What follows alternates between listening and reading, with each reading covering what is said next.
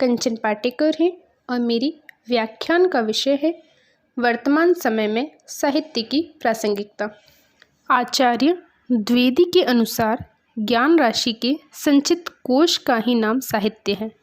सब तरह के भावों को प्रकट करने की योग्यता रखने वाली और निर्दोष होने पर भी यदि कोई भाषा अपना निज का साहित्य नहीं रखती तो वह रूपवती भिखारिणी की तरह कदापि आदरणीय नहीं हो सकती।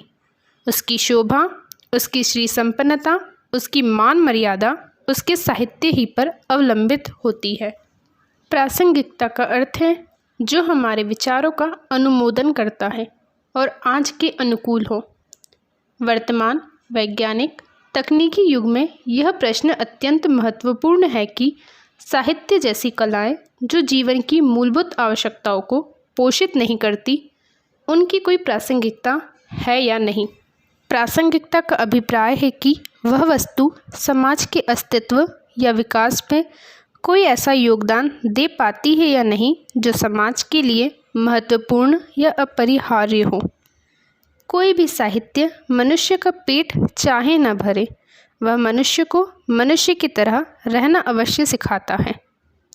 साहित्य की प्रासंगिकता का सबसे महत्वपूर्ण प्रतिमान है मनुष्य को संवेदनशील बनाने की उसकी क्षमता।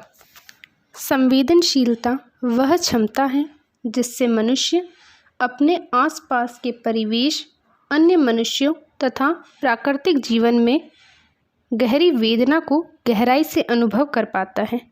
दूसरों के दुख में वह स्वयं दुखी होता है। आदि कवि वाल्मीकि के मुख से निकली कविता क्रौंच पक्षी के प्रति उनकी संवेदनशीलता का ही विस्फोट था। गोदान, दिव्या जैसे उपन्यास तथा हरिजन गाथा जैसी कविताएं इसी संवेदन क्षमता को उद्बुद्ध करती है।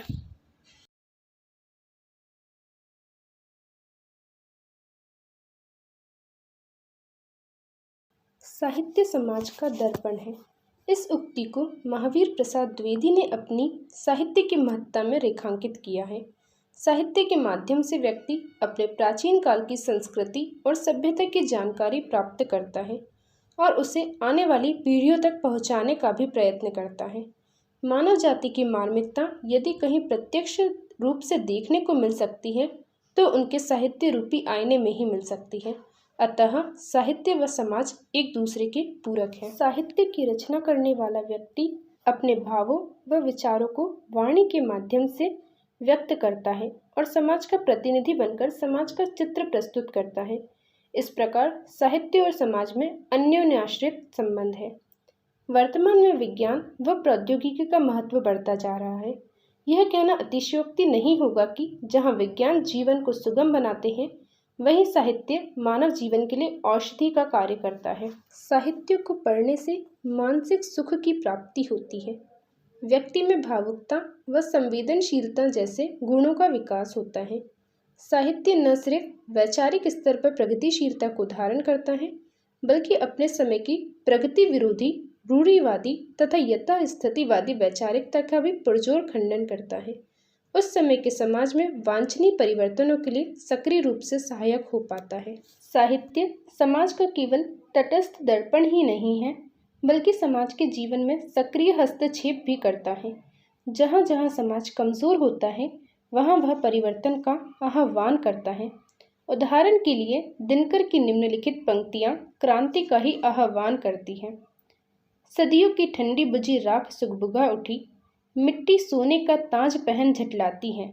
दो राह समय के रथ का घर घर नाद सुनो, सिंहासन खाली करो की जनता आती है। साहित्य न सिर्फ जीवन की विसंगतियों का चित्रण करता है, बल्कि आदर्श समाज के निर्माण हेतु प्रतिमान भी उपलब्ध कराता है।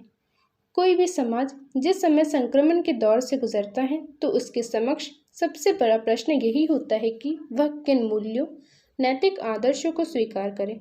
यह साहित्य समाज को उचित मूल्य प्रदान करता है। तुलसीदास द्वारा रचित रामचरितमानस ने इस दिशा में बेहद सराहनीय कार्य किया है।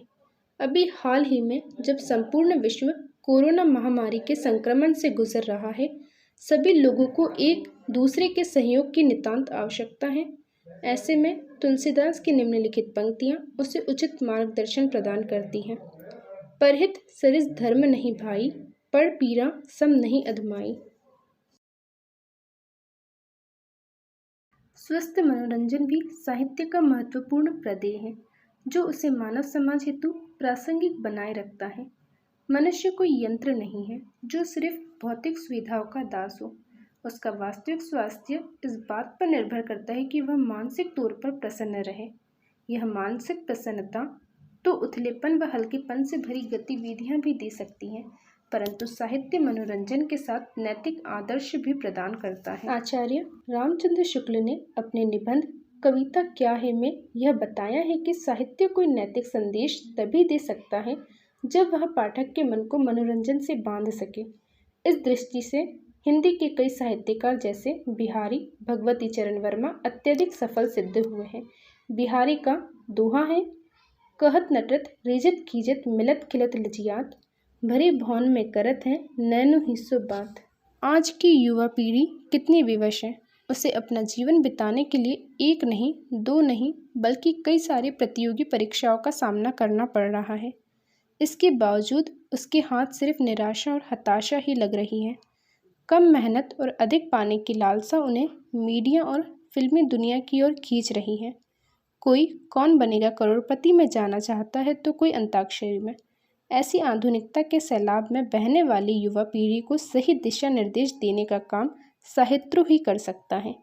साहित्यकार अपनी लेखनी के माध्यम से उन्हें सही राह में लाने के लिए सक्षम है। निष्कर्ष: हितेन सह इति षष्ठीमुह तस्या भावः साहित्यम, अर्थात साहित्य का मूल तत्व सबका हित साधन है।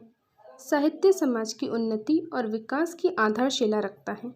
साहित्य में समाज की विविधता, जीवन दृष्टि और लोक कलाओं का संरक्षण होता है। साहित्य समाज को स्वस्थ, कलात्मक, ज्ञानवर्धन मनोरंजन प्रदान करता है। साहित्य संस्कृति का रक्षक और भविष्य का पथ प्रदर्शक है। आज आवश्यकता है कि सभी वर्ग यह समझे कि साहित्य समाज के मूल्यों का निर्धारक है और उसके मूल तत्वों को संरक्षित करना जरूरी है, क्योंकि साहित्य जीवन के सत्य को प्रकट करने वाले विचारों और भावों की सुंदर अभिव्यक्ति है।